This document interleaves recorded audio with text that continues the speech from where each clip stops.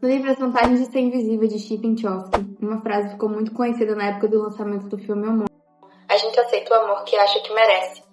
No contexto da história, a frase é dita pelo personagem Bill, que é professor de inglês de Charlie, o protagonista. No momento em questão, Bill está aconselhando Charlie sobre o relacionamento que a irmã dele tem, que é tóxico, e que vem assolando Charlie pelos últimos dias, uma vez que ele sente a necessidade de ajudar a irmã dele. O Bill explica para Charlie que as pessoas muitas vezes se colocam em situações de sofrimento porque acreditam que não merecem algo melhor que isso. Então, ele ajuda o Charlie a entender as percepções que nós temos sobre nós mesmos. E essa frase acaba sendo um catalisador na vida do Charlie, fazendo com que ele tenha noção das próprias escolhas, que muitas vezes não são as melhores no contexto de o que ele aceita num relacionamento e o que ele aceita na forma como ele é tratado. A frase tem um significado profundo na história, pois reflete o tema central do livro, a jornada de autodescoberta e crescimento do Charlie. Ao longo da história, o Charlie ele luta com vários traumas e a sensação de inadequação, que dá um nome ao livro e ao filme, As Vantagens de Ser Invisível. Existe um paralelo entre a história, seria mais ou menos um title drop, onde você tem entendimento do porquê que a história tem esse nome. Charlie se sente invisível na sua própria história. Na série coreana Reply 1988... Gente, falando só pra esclarecer, eu sei que o nome da série é Reply 1988, mas eu abrasileirei. Eu comecei a ler a série assim, sabe? Eu não sei porquê, na minha cabeça é Reply 1988. E ninguém muda isso. Nós conhecemos a personagem Doksan, interpretada por Hyeri. Como a filha do meio de uma família de 3 filhos, ela frequentemente se encontra na sombra dos irmãos. Seu irmão mais novo requer atenção por ser o caçula e sua irmã mais velha tem um futuro brilhante pela frente. Enquanto Doksan, em contraste, luta para encontrar seu próprio espaço e identidade dentro dessa dinâmica familiar. Doksan é a protagonista da história, mas em sua própria realidade ocupa um espaço parecido com o de Charlie, protagonista das Vantagens de Ser Invisível, uma vez que os dois, de certa forma, são inviabilizados dentro da própria família e dos círculos sociais onde estão inseridos. Doksan, assim como Charlie, lida com a falta de valorização, reconhecimento e uma certa sensação de marginalização, embora em contextos diferentes. Ambos personagens estão em uma jornada para encontrar seu lugar no mundo e serem reconhecidos por quem realmente são. Doksan busca identidade além da sombra dos seus irmãos, e Charlie, por sua vez, está em busca de compreensão e aceitação tanto de si mesmo quanto dos outros. Embora as duas histórias sejam muito ricas e a história de Charlie também seja muito emocionante e trate de assuntos muito importantes, hoje eu vou falar sobre a Doksan. Reply 1988 é a terceira parte da popular série Reply, dirigida por Shin Woo e escrita por Lee Woo-jung. A série foi ao ar na TVN entre os anos de 2015 e 2016 e se tornou um fenômeno cultural na Coreia do Sul. Ambientada nos anos 80, uma época de cores, músicas boas e penteados extravagantes, a série segue a vida de 5 famílias que vivem no mesmo bairro em Samundong, em Seul. Os personagens da série são muito realistas e a dinâmica familiar causa nostalgia até mesmo em nós brasileiros, uma vez que todos os contextos da série são muito fáceis de se relacionar. Assuntos abordados como dificuldades financeiras, vizinhança acolhedora, ausência de um dos pais, problemas na saúde e a juventude dos anos 80 são comuns para todas as partes do mundo. E eu juro que se não fossem as características físicas dos atores coreanos, a série poderia facilmente ser confundida com uma dessas novelas boas da série. Entre tantos personagens legais como Ryu Dong-hyun, interpretado por Lee Dong-hui, o alívio cômico do grupo mais jovem, ou o divertidíssimo Kim Sung-kyun, pai de uma das famílias, a Doksan se destaca por suas caras e bocas e seu jeito desajeitado. A Doksan poderia facilmente ser a comum mocinha desajeitada se não fosse o tempero que Hyeri entrega para a personagem, deixando ela envolvente e fazendo com que quem assista sinta empatia por ela. Ela não é apenas a menina bobinha, é alguém que está sempre determinada a conseguir o que tanto deseja, mas na maioria das vezes ela não consegue. E o que poderia ser mais realista que isso? No fim das contas, não sobra muito pra nossa mocinha da história, a não ser o papel de palhaça e o peso para os pais, uma vez que seu futuro acadêmico não é nada promissor. Com isso, Doksan se torna uma personagem marcada por fracassos e pelo sentimento de inadequação. Eu, particularmente, me senti muito representada pela Doksan. Não 100%, é claro, ela é um pouco exagerada em alguns quesitos, Mas eu acho muito legal como a série não romantiza o fato de ela errar. Porque muitas vezes você tem personagens que, ela não tira notas boas na escola, mas ela estuda muito, muito, muito e consegue. Na verdade, não. A Doxan é simplesmente uma menina que não nasceu pra isso.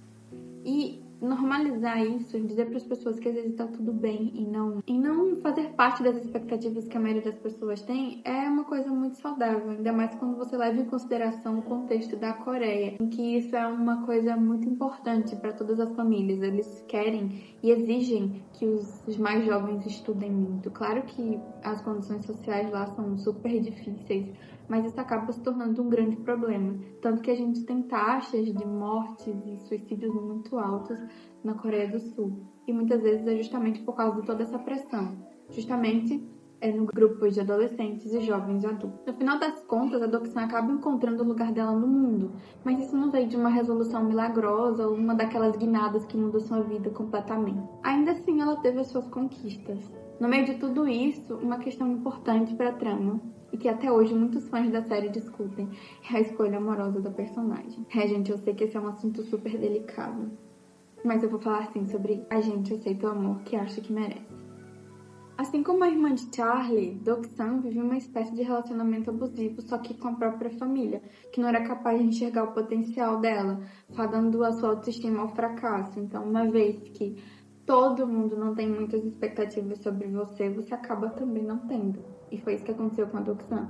Claro que a gente vê muito potencial, ela é uma pessoa muito boa, ela é muito disposta a ajudar, mas academicamente ela é um fracasso. E eu acho muito legal, como eu já falei, que a série normaliza isso. Só que ao mesmo tempo que é interessante normalizar isso, também não significa que esse deve ser um objeto de humilhação da personagem, da pessoa, da Doxan para sempre. Mas todos os personagens sempre tratam ela como isso. É como se esse único defeito dela fossem todas as características da personagem. Mesmo ela sendo uma pessoa determinada, mesmo sendo uma pessoa disposta a fazer o bem, a ajudar os outros e empenhada em fazer as coisas que ela sente vontade. A Doxan é constantemente chamada de burra ou ignorada e até mesmo agredida pela irmã mais velha, que me doía muito. Eu cheguei a chorar em algumas das cenas da série, porque realmente eles pegam muito pesado nisso. 내가 언니랑 생일하기 싫다고 엄마랑 아빠한테 얘기했잖아!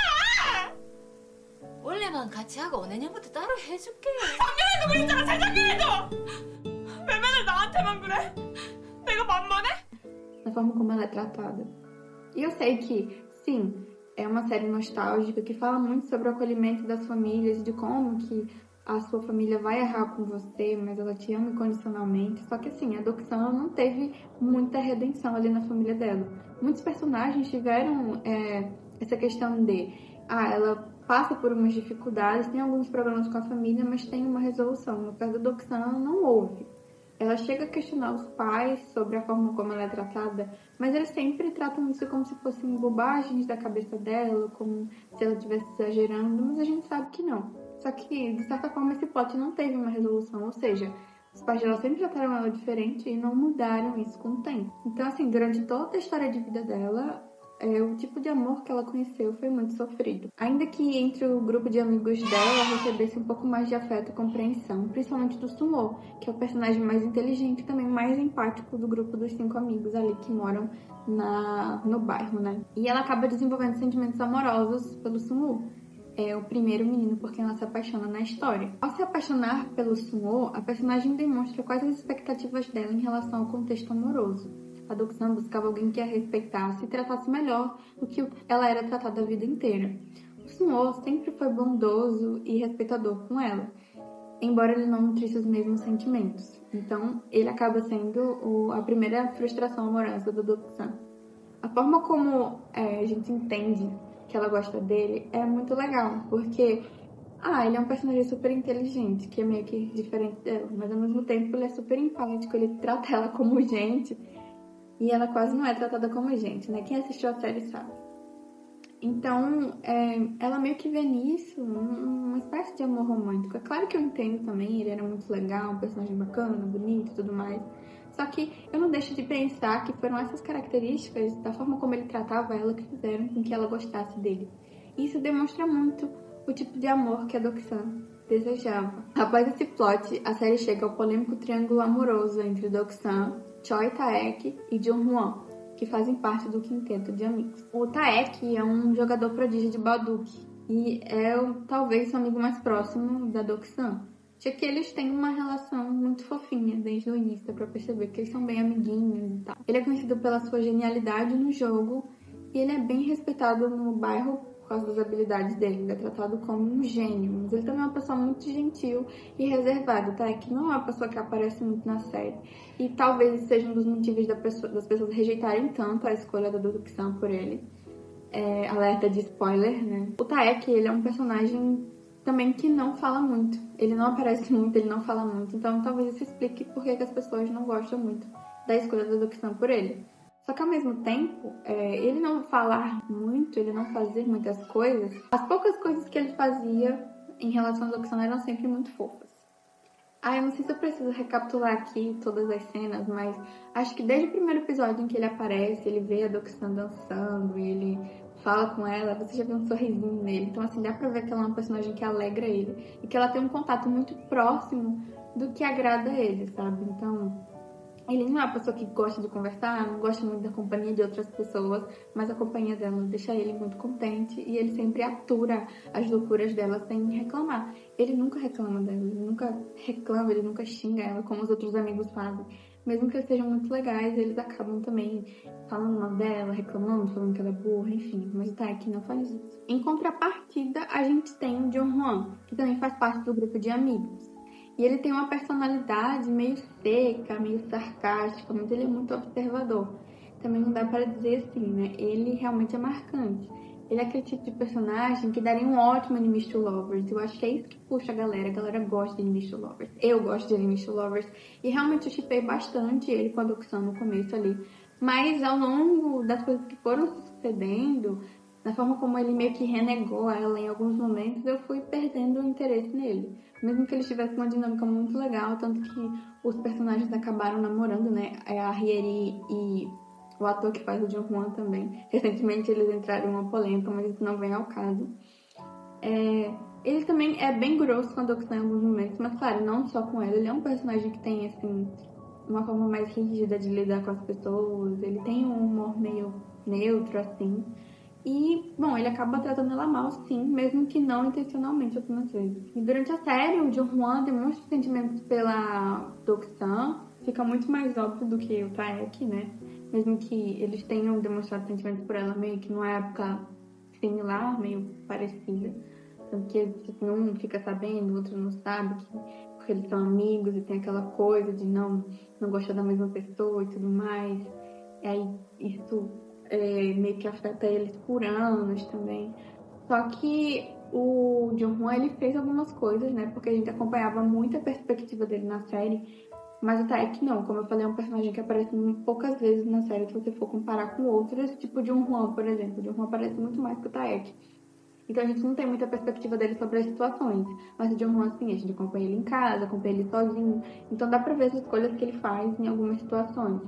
E ele começa a fazer algumas pequenas ações que demonstram que ele gosta da Doksan. E é bem legal essa dinâmica, como eu já falei, é bem interessante de acompanhar esse Enemies to Lovers, que ele é muito grosso com ela, ele trata ela super mal, mas assim... Então, dessa forma fica muito mais visível ver que o Jung-won gostava dela, e eu entendo a frustração das pessoas, mais uma vez, porque ela não escolheu ele. Que mesmo que para os telespectadores fique tão visível que o Jung-won goste dela, para a própria Doksan não fica. Em determinado momento ela ainda percebe que talvez ele goste dela, mas não é uma certeza. Ela vê umas coisas acontecendo ali, mas ela não consegue confirmar. Tanto que às vezes ele tem a oportunidade de fazer isso, mas não faz. Então ela acaba perdendo o interesse nela. Vê, eu tô ficando doida, não é? E deixa pra lá. E ele teve várias oportunidades de falar que gostava dela, de dizer o que sentia, mas ele não fez uso dessas oportunidades, não fez uso disso. Enquanto o Taek, que nunca tratou ele mal, sempre cuidou dela, ele respeitou o amigo, né, quando soube que ele gostava dela, porque ele fez isso primeiro. Ele falou primeiro, né, que estava interessado nela. Então eles meio que ficaram em silêncio por anos, um com medo de magoar o outro. Isso também foi muito legal da parte deles, mas assim, triste, pra quem torcia pelo casal. Só que, de certa forma, eles eram crianças, né? Eles eram adolescentes, então não tinha muito o que evoluir. Ainda mais nas condições que a Doxan estava, né? De não ter muita perspectiva de vida. Ela precisava se organizar antes de pensar em relacionamento. Eu acho que isso foi legal também. Foi super maduro da série pensar nesse lado. Então, com isso, muitos fãs questionam a escolha da Doxan, mas pra mim isso nunca seria uma dúvida. Até porque o Jung-hwan nunca demonstrou os sentimentos dela de uma forma clara. Então, meio que não foi uma escolha. Mas ela poderia sim ter persistido nos sentimentos pelo Jung-hwan, só que ela não fez isso, porque acho que ela tava cansada demais pra insistir em uma pessoa que ia tratar ela como todo mundo tratava, sabe? E não dava pra ter certeza se ele realmente ia ser muito bonzinho com ela, ou se ele ia continuar sendo meio grosso às vezes. Eu acho que sim, porque essa é a persona dele, né? Então assim, por que você escolheria alguém que parece ter vergonha de você? E por que você não escolheria alguém que tá disposto a fazer qualquer coisa por você? Eu gosto muito de Taek, eu gosto muito do Oksan. Eu gosto também do Jung-hwan, só que não vou ficar no time dele, não vou ficar defendendo ele, sendo que ele foi um personagem que teve muitas oportunidades de fazer a escolha mais próxima do que ele queria pro final, né? Tanto que ele fica triste, ele chora, mas não fez, então isso não me comove muito. Eu gosto muito da escolha que ela fez. E dessa forma, Taek representa um amor maduro e seguro. Ele é claro sobre os seus sentimentos e está disposto a cuidar dela, proporcionando um sentimento de segurança na Doxan, uma coisa que ela nunca experimentou totalmente na vida familiar dela. Ela cresceu sem ser prioridade e ela viveu sempre na sombra dos irmãos. A Doxan encontra no Taek alguém que escolhe ela de todo o coração e que não tem vergonha de escolher ela, não tem medo, não hesita em fazer isso. Esse amor maduro, consistente, contrasta com a insegurança e a hesitação do Jung-hwan, refletindo na necessidade da Doxan de se sentir valorizada e escolhida. O Jung-hwan não foi capaz de fazer isso, então, né? A escolha da Doxan pelo Taek também traz à tona uma reflexão sobre a importância de se sentir valorizada. Em um ambiente onde ela sempre foi subestimada, ela encontra no Taek não só um parceiro, mas alguém que realmente aprecia as qualidades dela. A companhia, o humor dela, o jeito como ela vive. E não fica tipo, é porque ela tá fazendo uma bobagem, olha pra ela assim, nossa, mas não veio do cristão. Não, ele vai na onda, sabe? Ele se diverte com ela. E só ela consegue fazer ele rir. É muito bonitinho. A Doxan fez uma escolha que se alinha com a personalidade dela desde o início. Talvez a gente não entenda como uma pessoa que nunca foi amada de uma forma saudável possa escolher um amor saudável. Mas a Doxan sempre se irritou com a forma como os pais dela tratavam ela, com a forma como os amigos dela tratavam ela. Ela chega a se revoltar muitas vezes. Como, por exemplo, na cena do aniversário, né? Que ela tem que comemorar o aniversário dela junto com a Borá, que é a irmã dela. Ela começa a chorar e fala, nossa, vocês não gostam de mim, vocês sempre me colocam em segundo plano. É porque é sempre a Borá, é sempre a Borá. E eu aqui. E essa cena também me emocionou bastante. Eu chorei muito. Fiquei muito comovida. Porque ela tem força pra fazer isso. Ela não é uma personagem que fica guardando as tristezas dela pra ela. Ela sempre soube que estava errada a forma como os pais dela tratavam ela. Ela quis fazer alguma coisa pra mudar isso. Então, não dá pra dizer que é culpa da personagem. Ela também não tinha muito o que fazer além de reclamar. E é legal ver que ela reclama. É legal ver que ela pensa de uma forma diferente. Porque ela poderia muito ter se alienado a ponto de achar que não. Nossa, os pais dela tratam ela assim é porque ela merece. Mas dá pra ver que desde o começo ela sempre soube que essa não era a forma correta de ser amada. Então, a Doxan é um ótimo exemplo dessa frase. A gente aceita o amor que acha que merece. Mesmo sendo constantemente desvalorizada, ela sempre soube que merecia mais. E é isso. Eu espero que vocês tenham gostado desse vídeo. É um vídeo que eu não só quero falar sobre a Doxan, mas eu quero falar com todas as pessoas que de alguma forma se sentem desvalorizadas, sejam por amigos, sejam pelos pais, sejam no relacionamento, ou que sentem que merecem ser tratadas de uma forma ruim, que sentem que isso é pra vocês. Muitas vezes a gente, por amar tanto alguém, acaba aceitando, acaba achando que é certo, mas não é. E também espero que vocês tenham achado interessante a jornada da Doxan em Repli em 1988, mesmo que tenha alguns spoilers aqui. Eu acho que eu não tinha como falar sobre esse assunto sem dar spoiler, né? Porque é uma coisa que as pessoas discutem muito, essa questão da relação da Doxan com o Taek, com o Jung-hwan. É um dos triângulos amorosos mais polêmicos de doramas e eu adoro polêmicas de relacionamentos em doramas. Então, eu também gosto muito de Repli 1988, para além da complexidade da história, para além dos personagens. É uma história que agrega muito, tem muito humor, tem muito drama também. E o roteiro dela consegue transmitir as duas coisas de uma forma muito real, muito legal. E todos os personagens são vivos, praticamente. São pessoas que você conhece, que moram ali do seu lado, na esquina, que podem ser você também. Então é uma série muito bonita, além de ter a questão da nostalgia. Eu não vivi nos anos 80, mas depois que eu assisti ela, eu me sinto como se eu tivesse vivido. Então é isso, gente. Não se esqueçam de deixar comentários sobre o que vocês acharam.